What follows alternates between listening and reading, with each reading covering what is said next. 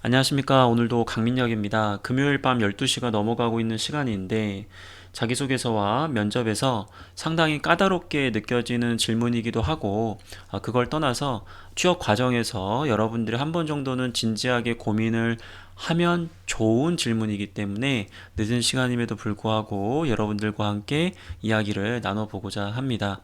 당신을 움직이게 하는 것이 무엇인지 물어본다면 굉장히 어렵게 느껴지실 거고 쉽게 이야기하기에는 뭔가 좀 다가가기가 벅찬 약간 그런 질문인 것 같아요. 현대자동차에 지원하시는 분들이라고 한다면 이미 이 질문을 고민해 보시고 작성을 하는데 상당히 많은 시간이 지금 들어가고 있다는 걸 여러분들도 알고 계실 겁니다. 현대자동차에 지원하지 않는다고 하더라도 이와 관련된 질문들은 여러분들이 향후 면접에서도 받을 수 있는 중요한 질문이기 때문에 오늘 이 영상을 통해서 진지하게 고민을 한번 해보시면 좋을 것 같습니다. 일단 현대자동차 예시를 들면서 제가 말씀을 좀 드릴 거기 때문에 참고를 하시면서 들어주시면 좋을 것 같습니다. 일단은 이 질문이 무엇을 의도하는지를 이해하는 게 가장 중요하잖아요. 키워드 선정 단계에서 일단 지원 동기와 연결할 필요가 있어 보입니다. 결과적으로 여러분들이 향후에 인생을 살면서 가장 많은 시간을 어떻게 보면 굉장히 불행하지만 일을 하면서 그 과정에서 어떠한 책임감도 발휘하셔야 되고 또 성취감도 느끼셔야 되고 행복도 느끼실 수 있으셔야 되거든요.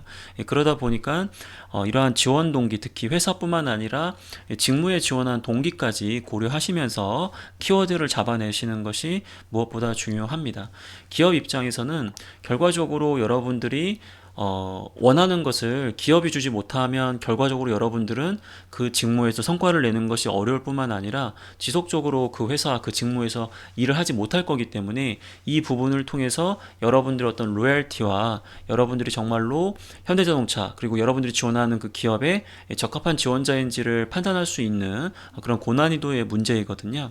하지만 이 항목을 작성하실 때 여러분들이 주의해야 될 것과 동시에 약간 힌트를 좀 얻을 수 있는 부분이 타 항목에 어떠한 내용이 나왔는지를 고려하시면서 이 내용의 키워드를 선정하는 게 무엇보다 중요합니다. 일단 현대자동차 여기 보니까 이번 문제가 뭐 이런 문제가 나왔어요. 일단은 짜증이 나고요. 3번 문제에서 분노가 이렇게 좀 치밀어 올라오는 약간 그런 질문이긴 한데 근데 저는 기본적으로 뭐 이상한 질문 물어볼 거면 차라리 이렇게 여러분들이 지원한 산업과 기업 그리고 직무에 대한 그런 열정이 보일 수 있는 이러한 질문들이 더 실효성이 있다라고 보여집니다. 하지만 2번과 3번 항목이 결과적으로 여러분들의 직무 역량을 간접적으로 물어볼 수 있는 항목이기 때문에 1번 항목에서는 역량을 강조하기보다도 가치관적인 측면이라든지 인성적 측면으로 접근할 수 있다는 것이 어떻게 보면 힌트라고 이해를 해주시면 더 좋을 것 같습니다. 다시 돌아가서 이 역량에 대한 부분을 꼭 쓸 필요가 없기 때문에 이제 가치관이라든지 이제 인성 관련된 키워드도 선정이 가능하다라고 이해해 주시면 좋을 것 같고요.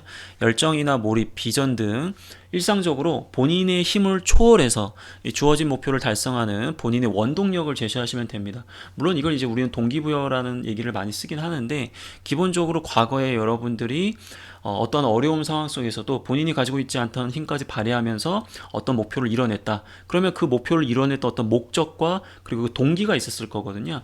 그러한 부분이 결과적으로 지원하는 회사 직무에 연결될 수 있도록 같이 한번 고민을 해보자 이거죠. 키워드 증명 단계에서는 즉 소재를 어떤 걸 선택하느냐 이건 당위성과 공익성 즉 여러분들이 꼭 직무와 관련된 경험을 얘기한다든지 회사와 관련된 경험을 얘기한다든지 그럴 필요는 없다라는 거죠. 그리고 거창한 경험보다도 자신만의 이야기를 그 의미를 도출할 수 있는 그러한 소재를 선택하는 게 무엇보다 중요하겠습니다. 키워드 각인은 즉 구성을 어떻게 하느냐에 대한 부분이잖아요. 당신을 움직이게 하는 것부터 명확하게 먼저 제시를 해줬으면 좋겠고요. 그리고 움직이게 하는 것이 무엇인지 깨달은 경험과 그것을 발휘했던 경험을 제시하시면 되겠습니다. 제가 방금 이야기한 이 부분은 뒷부분에서 구체적으로 어떻게 풀어나갈지에 대한 부분을 상세하게 말씀드리도록 하겠습니다. 첫 번째는 무엇이 당신을 움직이게 하는지 여러 가지 요소들이 있거든요. 2016년도 하반기부터 사실 이 문제가 이미 출제가 됐었습니다.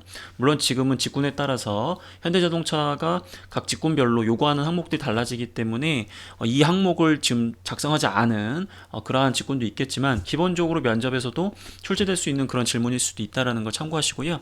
과거에 2016년도 하반기부터 이 문제가 나오면서 본인이 정말 하고 싶은 걸 이야기를 해라. 약간 이런 관점으로 접근을 했었거든요. 그리고 최근에 나와 있는 채용 설명회 영상을 보더라도 기본적으로 여러분들이 그 회사에서 꼭 정해준 그 뭐랄까 좀 천편일률적인 그러한 인지상만 강조하려고 하지 말고 본인만이 갖고 있는 그러한 강점이라든지 본인만이 갖고 있는 어떤 역량이라든지 본인이 정말 잘할 수 있는 것들을 어필을 하면서 그게 현대자동차와 부합된다라는 것을 증명을 하라 이렇게 해서 강조를 많이 했었거든요. 그렇기 때문에 이제 그러한 내용들을 좀 참고해 보시는 거 도움이 될 것 같고요. 일단 좀 수준, 레벨로 봤을 때 대부분의 지원자들은 뭐 열정이나 몰입이라든지 변화, 동료, 비전, 호기심, 성장 의지, 뭐 도전 의식, 자존심, 뭐 책임감, 약간 뭐 이런 키워드를 활용할 가능성이 높거든요. 근데 이런 키워드는 아무래도 키워드의 차별화를 이루기가 좀 어렵기 때문에 2단계 정도로 여러분 스스로 본인을 움직이게 하는 것이 무엇인지를 만들어내실 수가 있으셔야 돼요. 여기 보시면 뭐 선한 영향력을 발휘하며 성취감을 얻을 수 있는지, 난 이런 일을 할 때 정말 동기부여가 되고 내가 가지고 있지 않던 힘까지 초월하면서 문제를 해결한다. 근데 이렇게 얘기를 하면 현대자동차는 공익단체도 아니고 이렇게 얘기하면 이거 안 되는 거 아니야 이렇게 하시는데, 자동차 산업이라는 게 결과적으로 우리가 그 표면적으로만 봤을 때는 이동수단이라고 보여지는 것도 있을 수 있겠지만 기본적으로 이런 이동수단뿐만 아니라 사람들을 개개인에게 줄 수 있는 그러한 여러 가지 긍정적인 영향력들이 있잖아요. 그런 부분들을 여러분들이 어떻게 표현하시는지에 따라서 얼마든지 이러한 논리를 쓸 수 있습니다. 결과적으로 이러한 논리를 쓰게 된다면 아까 이야기한 것처럼 2번과 3번 항목에서도 이와 관련된 동기부여를 발휘할 수 있는 그러한 목표를 제시하시는 것이 무엇보다 통일성 있는 자소서를 작성할 수 있는 방법이 될 수 있겠죠. 그 다음에 뭐 강점을 발휘하여 성과를 내며 정정당당히 인정받는 것, 그 다음에 뭐 불가능 목표 앞에서 같은 목표 생각까지 동요와 함께 하는 것, 약간 뭐 이런 관점으로 해서 의미를 극대화하셔야 돼요. 단순하게 그냥 비전 일치되는 회사에서 일하고 싶다, 뭐 내가 비전이 일치됐을 때 동기부여가 된다 이렇게 얘기해버리면 차별화가 좀 안 되잖아요. 물론 여러분들의 개인적인 글발이라든지 말발에 따라서 이런 부분들을 좀 만들어내는 게 어려울 수는 있겠지만은 한 번 정도는 고민을 좀 해주셨으면 좋겠다는 생각이 좀 듭니다. 나를 성장시켜주는 선의의 경쟁자들, 뭐 이런 것도 얼마든지 얘기할 수 있겠죠. 그리고 현대자동차 그 직무가 그런 경쟁자들이 많이 있다라는 거, 그런 걸 어필하시면서 여러분들이 이거 풀어낼 수도 있다라는 겁니다. 제가 지금 이야기하는 것은 이런 사례가 있다라는 거고요. 늘 제가 얘기하지만 정답이 아니에요. 이 제가 얘기하는 거. 왜냐하면 제가 이걸 쓴다라고 하면 정답을 만들어낼 수 있는데 여러분들이 단순하게 이걸 보고 그냥 베낀다는 표현은 좀 그렇지만 그냥 참고하셔서 그냥 그대로 갖다 붙이시면 그 논리의 의미를 정확하게 이해하지 못한 상태에서 뒷부분에 있는 증명 단계에서 글을 쓰기 때문에 절대로 좋은 글이 나올 수가 없어요. 그래서 제가 이야기하는 것을 물론 여러분들이 이미 또 똑똑하고 또 지혜로우시니까 뭐 이런 것들을 그냥 참고만 하셔서 자신만의 그런 대답들을 잘 만들어낼 거라고 믿어 의심치는 않는데, 혹시나 시간이 부족하셔가지고 너무 이렇게 급하다 보니까 제가 방금 이야기했던 그런 실수를 하시는 경우가 있어서 그런 부분들을 좀 주의해 주셨으면 좋을 것 같아요. 지향해야 되는 키워드는 당연히 물질적인 거죠. 돈이 나를 움직이게 한다 이렇게 쓰셔도 돼요.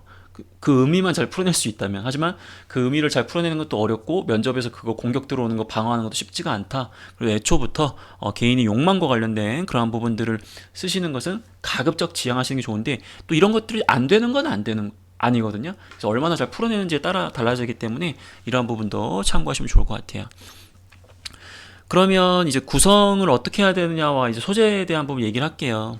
이 부분은 가장 일반적인 구성입니다. 두 갈씩에서 요약을 해주시고 여기 나와 있는 상황과 생각과 행동 그리고 깨달은 점 등을 통해서 간략하게 쓰는 방법이 있어요. 그리고 두 번째 방법은 좀 난이도가 좀 있습니다. 동기부여가 없어서 부족한 결과를 얻었던 경험을 요약하시고 그 동기부여의 중요성을 깨닫고 그때 이후에 이러한 다른 소재에서 이런 것들을 발휘해서 이러한 추구하는 삶의 자세를 갖게 되었다, 이런 관점으로 쓰시게 된다라고 한다면 저는 굉장히 좋은 구성이라고 생각을 합니다. 왜냐하면 동기부여라는 것은 단순하게 한 가지 경험만으로 여러분들이 발휘된다고 얘기하기 굉장히 조심스러운 부분이거든요.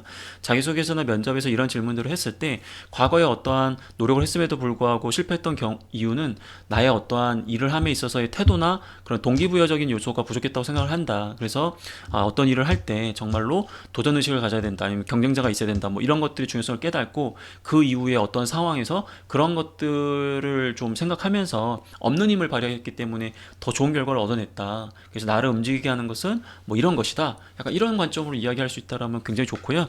제가 또 왜 이런 얘기를 하냐면 2019년도 신년사 중에 이제 말 그대로 이 적극적으로 소통하고 도전적 실행 실천도 있지만 실패로부터 교훈을 성장의 동력으로 삼는 문화로 전환시키겠다라고 하는 굉장히 중요한 이야기를 하셨어요. 높으신 분께서.